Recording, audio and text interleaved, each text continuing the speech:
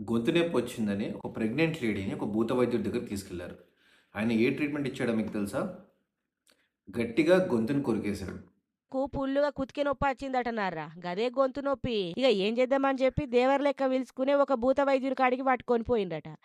దీనికి పరిష్కారం ఉన్నది నేను జూపిత్తా అని ఆమె కుతికె కాడ కొరికిండట. శ్వాస తీసుకునే తందుకు సుత ఫుల్లు ఇబ్బందయిందట. అయ్యో! ఎట్లాయే పాడాలు పోయేటట్టున్నాయని దవాఖానల అలా కొరికిన తర్వాత ఆ ప్రెగ్నెంట్ లేడీకి నెక్ అంతా స్వెల్లింగ్ అయిపోయి బ్రీతింగ్ ప్రాబ్లమ్ వస్తే నియర్ బై గవర్నమెంట్ హాస్పిటల్‌కి తీసుకెళ్లారు. అక్కడ వర్క్ చేసే ఇంటెన్సివిస్ట్ నా ఫ్రెండ్ అవ్వడం వల్ల ఈ కేస్ గురించి డిస్కస్ చేశాం. పేషెంట్ ఆక్సిజన్ లెవెల్స్ మెయింటైన్ చేయట్లేదని చెప్పి పేషెంట్‌కి వెంటిలేటర్ స్టార్ట్ చేశారు. టెంపరరీ ఇంప్రూవ్‌మెంట్ వచ్చినా కూడా తర్వాత పేషెంట్‌కి వెంటిలేటర్ ట్యూబ్ నుంచి బ్లీడింగ్ అయ్యి అండ్ ఆక్సిజన్ లెవెల్స్ మెయింటైన్ చేయలేక బేబీ అండ్ మదర్ ఇద్దరు చనిపోయారు.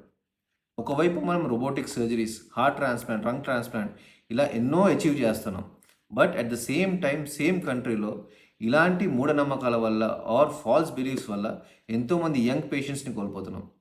ఎవరి నమ్మకాలు వాళ్ళవే. కానీ హెల్త్ అండ్ లైఫ్ విషయంలో ఎవిడెన్స్ బేస్డ్ ట్రీట్మెంట్ తీసుకోవడం చాలా అవసరం. మీరు కూడా ఇలాంటి blind faiths or superstitious treatments గురించి వినుంటే కమెంట్ చేయండి. అండ్ ఇలాంటి ఈవెంట్స్‌ని మన అవేర్‌నెస్తోనే ఆపగలుగుతాం. So do share with your family members and friends.